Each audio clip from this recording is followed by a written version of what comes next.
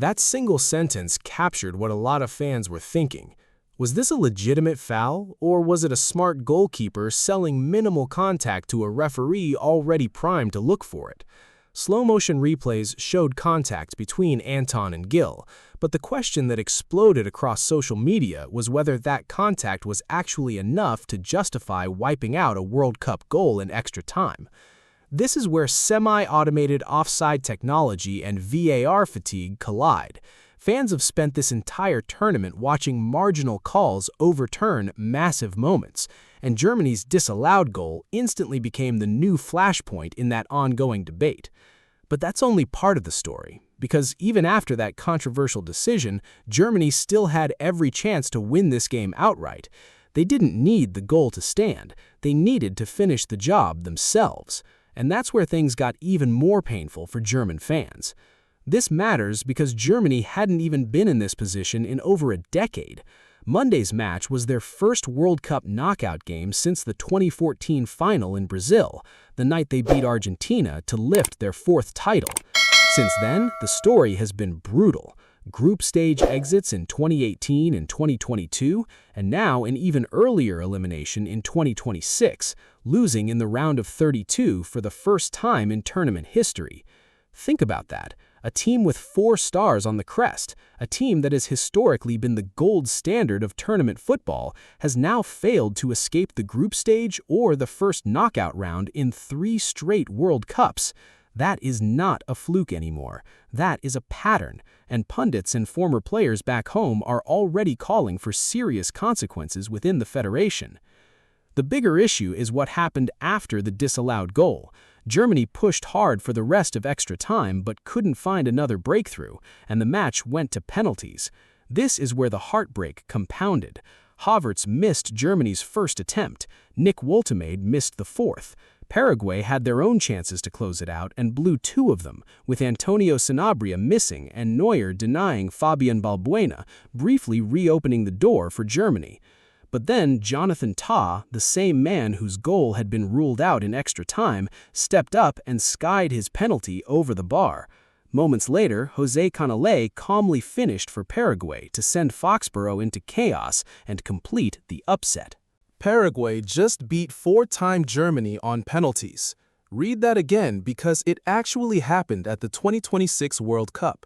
So how does a team ranked 34 spots below Germany walk into Foxborough and knock out one of football's greatest powerhouses? And why is half the football world convinced Germany got robbed before the shootout even started? Let's get into it. This wasn't supposed to happen. Germany came into this round of 32 match as 4-time World Cup winners, with Manuel Neuer between the posts and a roster built to make a deep run. Paraguay, by contrast, arrived as massive underdogs, ranked 34th in the world, with very little recent World Cup pedigree to speak of. But football doesn't read rankings. Julio Enciso put Paraguay ahead in the 42nd minute, heading home a cross from Miguel Almirón. Germany had dominated possession in that first half, controlling 78% of the ball, yet they went into the break behind on the scoreboard. Kai Havertz dragged Germany level in the 54th minute, finishing off a dangerous Florian Wirtz cross. From there, it looked like the bigger team would eventually find a way through. Extra time arrived, and that's when the real controversy began. In the 102nd minute, Jonathan Tah rose to meet a corner from Nathaniel Brown and headed the ball into the net. Germany's bench erupted. For a moment, they believed they had just scored the goal that would send them to the round of 16. Then the video review started. After a lengthy VAR check, referee Jalal Jayed ruled that defender Waldemar Anton had fouled Paraguay goalkeeper Orlando Gil in the build-up, pushing him to the ground before the header crossed the line. The goal was wiped off the board. Germany's celebration turned into disbelief in real time.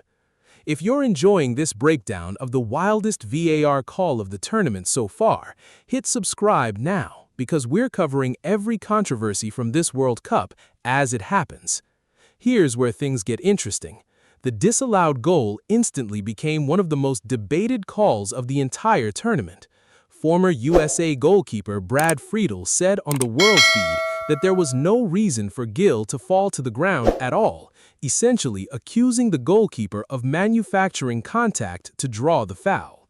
If you want to see how this story develops as the knockout rounds continue, make sure you're subscribed because we'll be breaking down every twist from here through the final. Now let's talk about what this means beyond the scoreline. For German players and fans, this loss carries a different kind of weight than a normal exit. Kai Havertz summed it up bluntly afterward, saying they had very big plans coming into this tournament and that it's incredibly difficult to disappoint again after everything that's happened in recent years. For the thousands of German supporters who traveled to Massachusetts, the emotional swing of this match was brutal. They watched their team dominate large stretches of play, celebrate what looked like a go-ahead goal, then watch that moment stripped away by a video review most of them never saw coming. Then came the agony of a shootout collapse against a team they were never supposed to lose to. For Paraguay, this is the complete opposite story. This is a nation experiencing arguably the biggest moment in its football history. Beating a four-time World Cup champion on the biggest stage in the sport, in a shootout no less, is the kind of result that gets replayed for generations. Defender Jose Canale even spoke about it afterward, saying the team wanted to show its true colors in a moment that demanded exactly that. This is also a brutal reminder of how thin the margins are at this level. One contested foul call, one missed penalty from the man whose goal got disallowed. These are the inches that separate a heroic World Cup run from an early flight home. So, where does this leave both teams, and where does it leave the bigger debate around VAR at this tournament? For Paraguay, the road continues.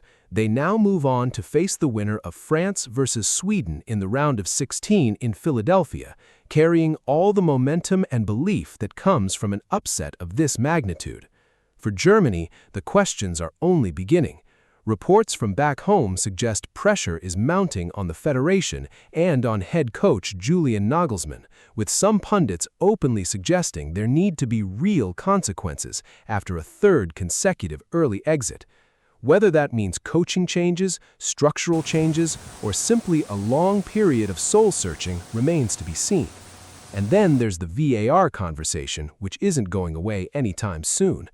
Every tournament now seems to produce at least one signature controversial call, and Taz's disallowed goal might end up this World Cup's defining example. Expect FIFA officials, broadcasters, and former players to keep dissecting this exact moment for days. Before we wrap up, if this kind of World Cup breakdown is what you're here for, subscribing genuinely helps us keep making these deep dives every time something big happens in the tournament. So, here's where we land. Germany dominated large stretches of this match, scored what they believed was a legitimate go-ahead goal, watched it taken away by a contested VAR decision, and then lost a shootout they were favored to win. Paraguay, ranked 34 spots below them, pulled off one of the biggest upsets in recent World Cup history and now moves on with the belief that anything is possible. Was the disallowed goal the right call, or did Germany get robbed of their moment? Would this kind of decision change how you watch VAR reviews for the rest of the tournament? Let us know what you think down in the comments. This story is still developing, and as always, football never stays quiet for long. See you in the next one.